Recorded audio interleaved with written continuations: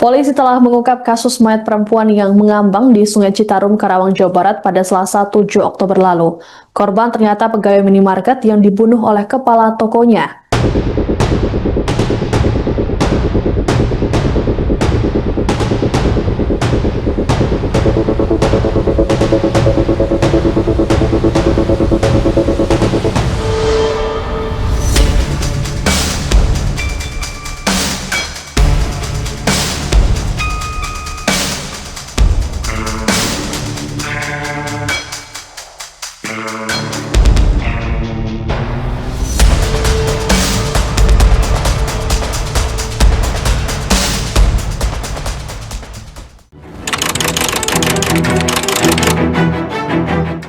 Halo sob, selamat datang di Ahmal Voice. Gue Jaka akan menemani kalian menyimak cerita tentang seorang wanita karyawati minimarket yang dirampas nyawanya oleh atasannya.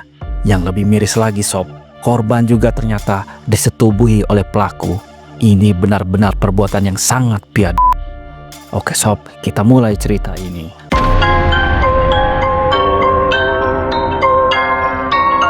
Jasad Dina ditemukan warga mengambang tanpa pakaian di Sungai Citarum, Desa Curug, Kecamatan Klari, Karawang, Jawa Barat.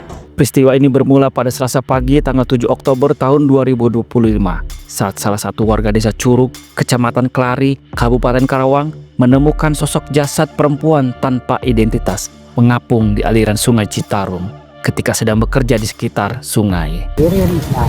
Sini ditaruhin, disirin. Lalu lapor polisi. Ngambang posisinya? Ambang, hanyut. Kemudian warga melaporkan temuan jasad tersebut ke kepala desa. Kemudian kepala desa meneruskan laporan itu ke Polsek Klari, lalu diteruskan ke Polres Karawang. Laporan warga itu segera ditindaklanjuti sob oleh kepolisian. Tim gabungan langsung diterjunkan ke lokasi kejadian untuk melakukan olah TKP secara menyeluruh. Tim Inafis bersama Reskrim telah melakukan pemeriksaan awal di TKP, mengamankan lokasi, mencatat keterangan sejumlah saksi, dan mengevakuasi jenazah untuk pemeriksaan medis lebih lanjut. Jenazah korban yang diperkirakan berusia sekitar 20 tahunan segera dipindahkan ke Rumah Sakit Umum Daerah Karawang. Di sana jenazah akan mengalami prosedur visum et repertum dan pemeriksaan forensik mendalam. Langkah forensik ini sangat penting untuk menjadi kunci utama bagi polisi untuk menentukan penyebab kematian dan mengungkap identitas korban, mengingat tidak ditemukan dokumen apapun di lokasi. Polres Karawang juga aktif mengajak partisipasi masyarakat. Warga yang kehilangan anggota keluarga dengan ciri-ciri serupa dihimbau segera menghubungi pihak kepolisian. Tim forensik dan Inafis melakukan pengambilan sidik jari korban dan mencocokkannya dengan data kependudukan di database KTP elektronik untuk memastikan identitasnya.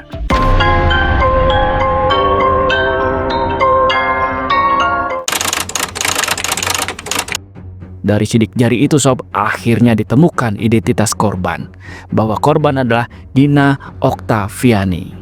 Dina Oktaviani ini sob diketahui sebagai mahasiswa dan sekaligus juga bekerja sebagai kasir di salah satu minimarket yang berada di res area kilometer 72A Tol Cikampek Padalarang, Kabupaten Purwakarta, Jawa Barat.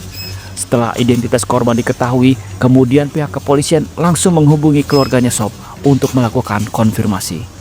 Ternyata 2 hari sebelum dari penemuan jasad itu, keluarga Dina ini sudah membuat laporan tentang hilangnya Dina ini sob. Karena tidak seperti biasanya, Dina tidak pulang ke rumah. Pihak keluarga benar-benar sangat terpukul ketika mengetahui bahwa Dina yang tidak pulang ke rumah itu kini telah ditemukan tidak bernyawa. Kesedihan keluarga Dina makin bertambah sob setelah mengetahui dari hasil visum bahwa Dina bukan hanya dibunuh tetapi juga disetubuhi oleh pelaku. Adanya tanda kekerasan pada tubuhnya korban yang mengarah ke tindak pidana penghilangan nyawa. Selain itu, ada indikasi kalau korban sempat mengalami tindakan tidak senonoh karena tadi korban ditemukan dalam kondisi tidak berbusana. Setelah identitas korban diketahui dan telah dikonfirmasi kebenarannya oleh pihak keluarga, polisi bergerak cepat untuk memecahkan kasus ini.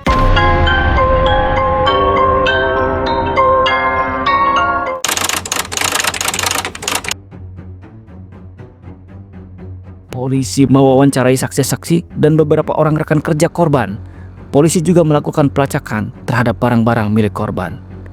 Dari penyelidikan tersebut, polisi menemukan ada beberapa petunjuk penting. Berdasarkan keterangan beberapa teman kerja, Dina ini diketahui kalau dia memang dekat dengan atasannya yang bernama Herianto. Diketahui Dina ini sering curhat masalah pribadinya kepada atasannya ini, Sob. Karena Dina memang menganggap atasannya ini sebagai sosok yang tepat untuk curhat. Karena baru-baru ini Dina putus dengan pacarnya dan kesulitan untuk move on. Apalagi setelah dilakukan pengecekan lewat CCTV di sekitar rest area, kelihatan kalau Dina memang meninggalkan area kerjanya bersama-sama dengan Herianto. Kurang dari 24 jam sejak jasad Dina ditemukan, polisi berhasil meringkus Herianto di tempat kerjanya, Sob. Kita ke kasus lainnya, saudara. Polisi akhirnya menangkap pelaku pembunuhan disertai pencurian terhadap seorang karyawati minimarket yang jasadnya ditemukan di Sungai Citarum, Kabupaten Karawang, Jawa Barat. Pelaku diketahui merupakan atasan korban. Saat ditangkap, Herianto tanpa perawanan. Bahkan dia terlihat santai saat memberikan keterangan terkait perbuatan terhadap Dina yang mengakibatkan Dina kehilangan nyawa. Yang lebih mengejutkan lagi, Sob, menurut pengakuan dari keluarga Dina, Herianto ini sempat datang sebanyak 2 kali ke rumah duka. Pelaku Herianto 2 kali datang ke rumah duka untuk menyampaikan bela sungkawa dan menghadiri pemakaman korban. Pelaku ini datang 2 kali. Hari apa aja? Di hari Selasa dan Rabu. Saat itu ada gerak-gerik yang mencurigakan nggak? Gerak-geriknya aja. Untuk gerak-gerik sih nggak ada, cuma ya itu aja yang pas ditunjukin foto almarhum ditemukan, dia sempat nolak itu jangan-jangan. Nah, kita keluarga kan berpikir pelaku ini atasan atau teman kerja korban. Mungkin kasihan dah, nggak tega ngelihat korban kan. Gue nggak tahu kedatangan itu untuk menutupi kecurigaan keluarga atau memang pelaku ini memang benar-benar pembunuh berdarah dingin yang tak memiliki perasaan. Dari keterangan Herianto, Dina ini sering curhat masalah pribadi. Dia baru aja putus dengan pacarnya, Sob. Katanya, Herianto menuturkan bahwa ia awalnya merasa dekat dengan Dina. Pasalnya korban cukup sering curhat kepadanya masalah asmara dengan mantan kekasihnya.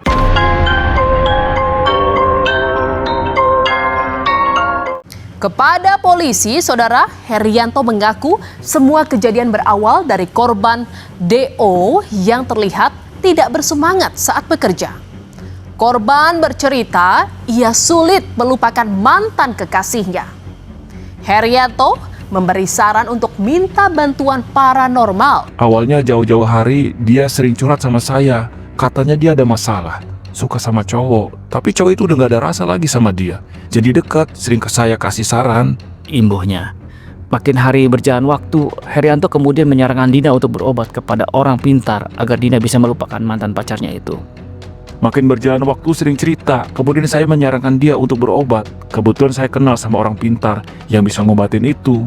Dan kemarin terjadilah pertemuan itu. Tapi singkat cerita saya tergiur tadi. Tidak ada rencana itu. Yayah, ibu korban, membantah pernyataan Herianto itu, Sob. Jadi kemarin pengakuan si pelaku ini kan katanya Dina ini curhat soal bohong. Itu bohong. Sebenarnya bohong. Kalau memang mau nyari yang seperti itu gitu kan, kenapa harus membunuh anak saya? Iya kan? Kalau dia emang mau nganter ke tempat yang seperti itu gitu, kenapa harus membunuh anak saya? berarti dugaannya dia ini murni ya Bu ya? Ada niat berarti. Iya. Mungkin udah direncanakan mungkin. Informasi di media sosial begitu sempat menceritakan betul atau tidak sih Dina ini sulit untuk move on dari mantan pacarnya? Enggak, itu bohong.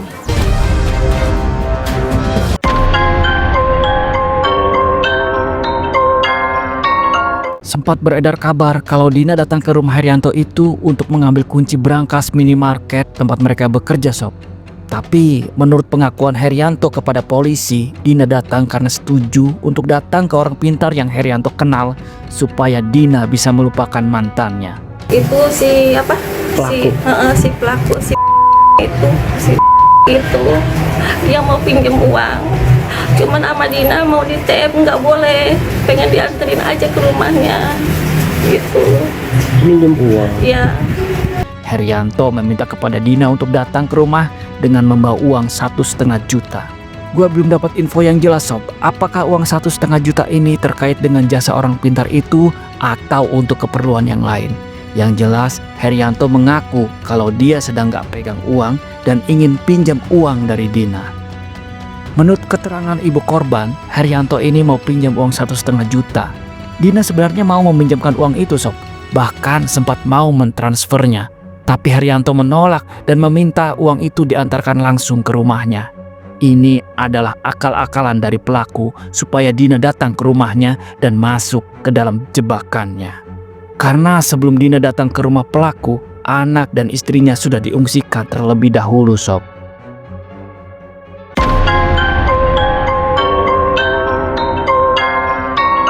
Di lokasi ini diduga pelaku tega menganiaya korban hingga meninggal dunia dan jasadnya dibuang ke aliran Sungai Citarum.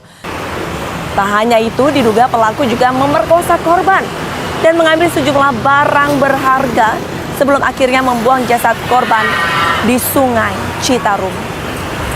Benarkah motif pelaku hanya karena faktor ekonomi semata? Herianto ini berbelit-belit dan berbohong saat memberikan keterangan kepada polisi sob. Dia ini mencoba menutup-nutupi motif yang sebenarnya untuk menghindari hukuman berat dan berlapis. Dia mengatakan bahwa penghilangan nyawa ini karena faktor ekonomi. Faktor ekonomi Pak. Ekonomi saya Pak, ya. Faktor ekonomi, terus lagi kan barang-barang yang ada di beliau itu ya berharga lah. Iya gitu, mewah Pak. Tergiur lah. Ya. Tentu aja alasan ini nggak dapat dipercaya begitu aja sob. Karena kenyataannya pelaku ini atasan korban yang tentu aja penghasilannya lebih besar dari korban. Jangankan polisi sob, gue aja sebagai orang awam nggak akan percaya alasan itu. Tentu aja kebohongan pelaku ini sangat dengan mudah dibongkar oleh polisi. Apalagi berdasarkan bukti-bukti dan keterangan saksi-saksi yang polisi dapatkan. Pernyataan Herianto itu tidak sesuai dengan fakta. Hasil olah TKP menemukan 6 barang bukti, di mana barang bukti tersebut merupakan barang bukti yang digunakan oleh terduga pelaku untuk melakukan perbuatannya dan menemukan beberapa barang bukti milik korban, baik itu yang sudah dibakar untuk dihilangkan jejak oleh terduga pelaku. Dan pada akhirnya Herianto pun mau juga mengakui motif yang sebenarnya sob. Motif yang sebenarnya adalah Herianto ini tertarik kepada korban yang memiliki paras cantik dan tubuh yang molek. Bukan hanya itu, korban ini juga dikenal sebagai pribadi yang ramah, baik hati, dan juga mandiri yang membuat Herianto jatuh cinta kepada Dina. Tentu aja Dina nggak mau menerima cinta Herianto ini sob, karena Herianto ini sudah punya anak dan istri. Kalaupun Herianto ini masih lajang, belum tentu juga Dina mau menerimanya.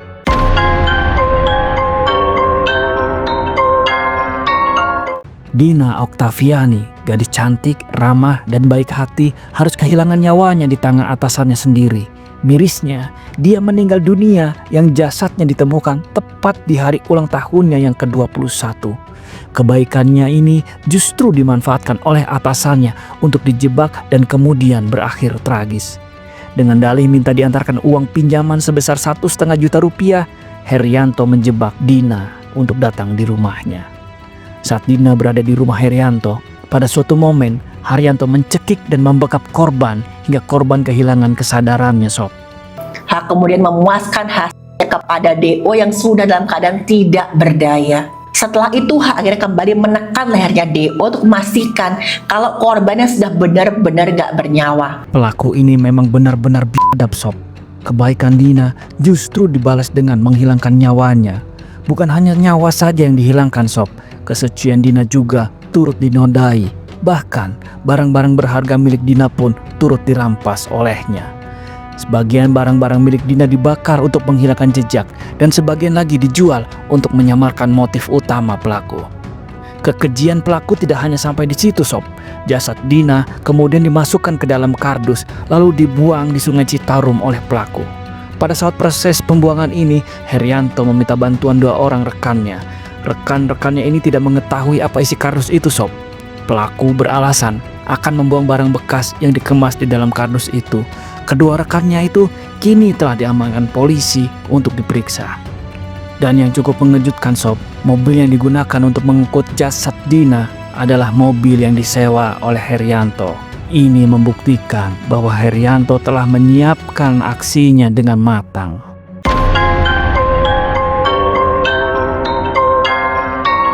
Pihak keluarga inginnya pelaku bagaimana? Harapan pihak keluarga seperti apa? Pokoknya pengen dihukum yang seberat-beratnya. Kalau bisa menggantikan nyawa dia lagi. Banyak orang yang merasa kehilangan atas kepergian Dina ini sob. Bukan hanya keluarga saja yang merasa kehilangan. Sahabat, teman, rekan kerja, pihak manajemen juga ikut berduka cita. Dina ini diakui sebagai sosok yang baik, ramah, dan juga sopan. Pengakuan itu bukan datang hanya dari keluarga atau orang yang dekat dengannya saja, tapi juga dari customer yang pernah berinteraksi dengannya. Seperti pernyataan salah seorang supir truk yang ikut berkomentar di sosmed ini. Semoga di persidangan, Dina dan keluarga mendapatkan keadilan yang seadil-adilnya. Dan semoga kebaikan Dina semasa hidup dapat menempatkannya berada di surga. Terima kasih sob sudah menyaksikan video ini. Jika ada informasi yang keliru, mohon dikoreksi. Jika ada yang ingin menambahkan informasi atau pendapat, silahkan tulis di kolom komentar. Gue Jaka, pamit undur diri, sampai jumpa di video berikutnya. Salam.